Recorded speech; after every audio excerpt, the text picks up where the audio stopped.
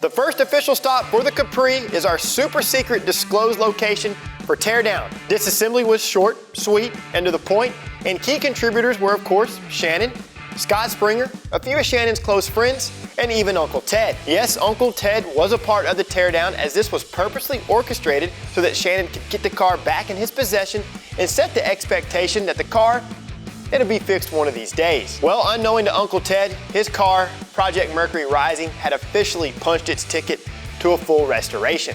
After disassembly, Mercury Rising was turned over to C&C Collision in Waco, Texas, where it underwent its media blast treatment and many hours of structural reconstruction and enhancements. Who better to perform the work and, of course, tell us a little bit more about what he did than Belden Cunningham himself. Mr. Cunningham is the owner and operator of C&C Collision and has several years of automotive refinishing experience.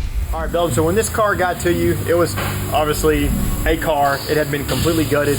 Where did y'all start with the restoration process? Well, we carried it out to our sandblast booth and sandblasted all the paint off of it. Okay. Then primered it and brought it in here, and then I started cutting everything off of it. I leveled the car up on everything, then cut it all off. What I remember, there was some rust holes here, a lot of frame rail damage, so those, you had to cut those completely out. Yeah. You did some hacking here. These are actually those are new, yeah. Our smooth fender aprons. Yeah. You did some welding here as well on these. Yeah, I had to slick the towers out where they had drilled holes in it and this and that in the years past. Okay. I got you. Yeah. And then I believe you were telling me that you had to take multiple core supports to make this one? Right. We had to take the core support and do a little modification on it to make it fit. It was actually for, it's the same, but it was for a little different model. Where the rails are bent in here, they are actually cut. They're just straight rails. Okay. And they're cut, and then the factory rails are actually bent. And then you have to bend them and get your right curves to them to match up with your core support. And weld them all together. A lot of finesse. And I believe you also had to, that's where you had to do some of your own custom fabrication work as well. Oh, yeah. In that general area? This corner here was rusted out on this tower.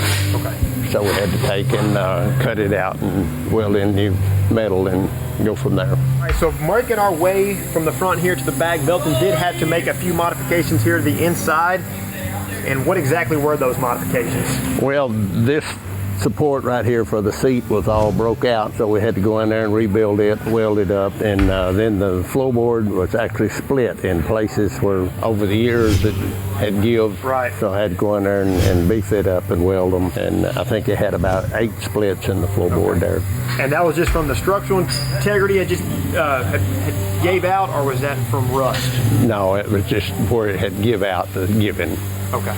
Over the years of up and down. Yeah, up and down, no doubt. I think this car had been a race car or something at one time. I'm sure it was. Yeah. The 302. Yeah. Mm-hmm. All right, so rounding out the last modifications and Belden's keen attention to detail, this area had a little bit of rust. You had to make some modifications here as well? Yeah, this had rust area here, so I had to go in there and cut this out and bend some metal to fit it and weld it all in. The inner structure, I had to put a piece in it too, and then weld it all up and smooth it back out. Outstanding. Yep. Looks like the factory. All right, Belden, we can't thank you enough and C&C Collision for being a part of this. Thank y'all so much. All right. Now that Mercury Rising has new frame rails, core support, a set of LMR smooth fender aprons, and is finally rust-free, it's back to the hideout so Shannon can begin to work his meticulous magic on a few odds and ends before the car heads off